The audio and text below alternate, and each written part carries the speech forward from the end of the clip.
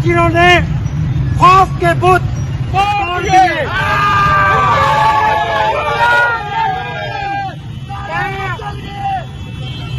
इमरान खान जिंदाबाद। पाकिस्तान से गद्दारी की नहीं, अमेरिका से गद्दारी की सजा भुगत रहा है और हम तक जद्दोजहद जारी रखेंगे। तब तक हम सड़कों पे रहेंगे जब तक इमरान खान बाहर नहीं आ जाता और इस मुल्क का वज़ीर आज़म नहीं बन जाता। मैं असीरी भुगत रहा हूँ, आवाज से अपील करता हूँ कि बाहर निकले, बाहर आए।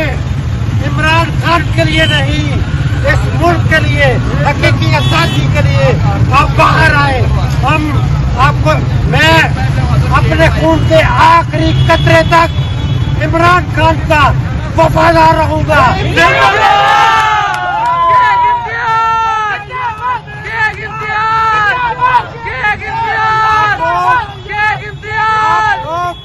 आप लोग इलेक्शन जो लड़ रहे हैं वो मेरा इलेक्शन नहीं, ये इमरान खान का इलेक्शन नहीं, ये इलेक्शन पूरे मुल्क का है, हमारी आजादी का है।